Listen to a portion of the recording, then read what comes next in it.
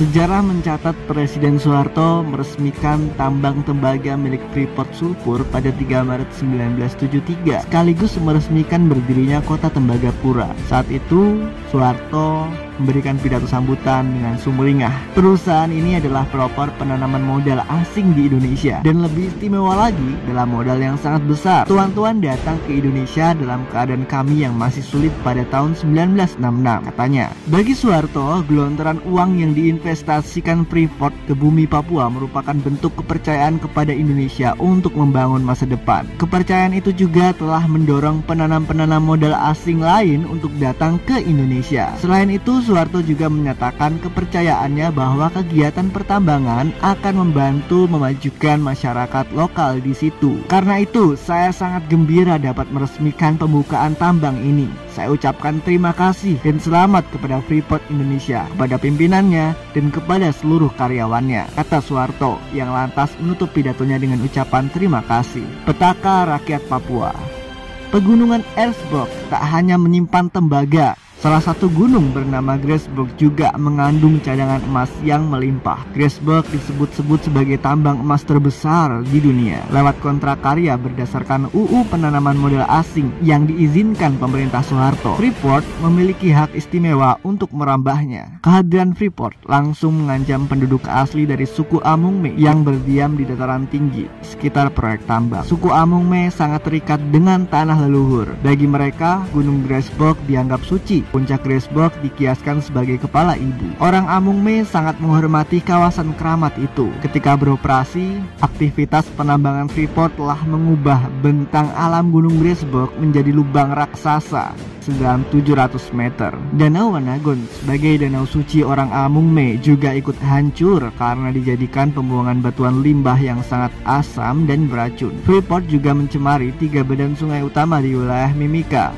Aguagon, Otomana, dan Achqua. 3 sungai dijadikan tempat pembuangan limbah sisa produksi yang disebut tiling. Lebih dari 200.000 ton tiling dibuang setiap harinya ke sungai Aguagon yang kemudian mengalir ke sungai Otomana dan sungai Achqua.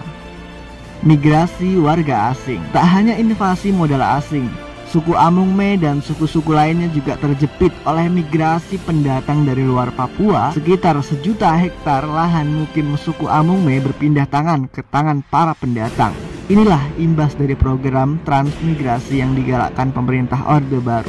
Ideologi Soeharto tentang pemindahan penduduk tersebut didasarkan pada asumsi tentang keunggulan pendatang baru. Soeharto melihat para pendatang membawa modernitas ke daerah-daerah terpencil di Papua. Di sisi lain, rakyat Papua dipandang sebagai masyarakat tertinggal yang harus dijadikan berbudaya dan beradab. Akibatnya, banyak masyarakat Papua merasa terpinggirkan oleh meningkatnya jumlah pendatang tersebut. Ketakutan menjadi minoritas di tanah sendiri, inilah yang secara wajar memicu nasionalisme di Papua.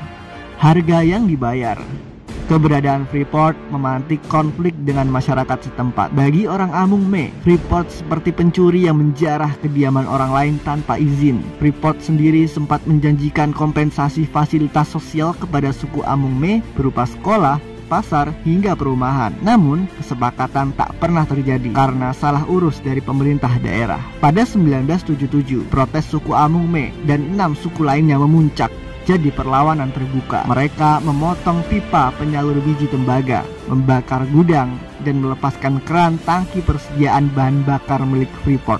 Insiden ini terdengar sampai Jakarta. Soeharto kemudian menerapkan kebijakan keras lewat pendekatan keamanan. ABRI, Angkatan Bersenjata Republik Indonesia, pun diturunkan. Kebun dan rumah-rumah dihancurkan. Sejumlah orang dibantai. Pemerintah mengumumkan jumlah orang yang meninggal di Tembagapura sebanyak 900 orang. Bahkan para saksi di lapangan memperkirakan 2 kali lipatnya. Sebagian besar warga Amungme ditangkap dan diinterogasi tentara yang melarikan diri memilih tinggal di hutan sekitar Lembah Singa selama 3 tahun. Mereka dipandang sebagai pengacau, macam organisasi Papua Merdeka. Represi lanjutan dilakukan dengan menetapkan Irian Jaya sebagai daerah operasi militer selama 20 tahun. Pemerintah juga memindahkan warga Amungme ke dataran rendah untuk dijadikan petani. Karena lingkungan yang tak cocok, sebanyak 20% anak-anak Amungme meninggal karena malaria. Bisnis Freeport jalan terus dalam perjuangan Amungme antara Freeport dan militer selama 14 tahun pertama beroperasi. Freeport meraup keuntungan sebesar 14,9 miliar dolar AS, sedangkan penerimaan negara dari pajak dan royalti berjumlah 5,4 miliar dolar AS. Lalu bagaimana dengan aliran dana di jalur yang lain? Sejak 1980, Presiden Soeharto menerima upeti setiap tahunnya sebesar 5-7 juta dolar AS. Selain itu, menurut prospek 13 Juli 1998, Freeport telah menyerahkan uang kepada Yayasan Dana Sejahtera yang didirikan oleh Soeharto sebesar 20,3 juta dolar AS. Pada 1996, sekira 2.000 personel dari Satuan Kopassus dan Kostrad dikerahkan langsung di bawah perintah Presiden Soeharto demi menjaga Freeport. Freeport memberikan lagi dana kepada Soeharto sebesar 40 juta dolar AS. Freeport mau melakukan itu agar situasi di Papua stabil dan mereka dapat mengaduk emas lebih banyak lagi demi target mendapatkan super profit. Sebaliknya,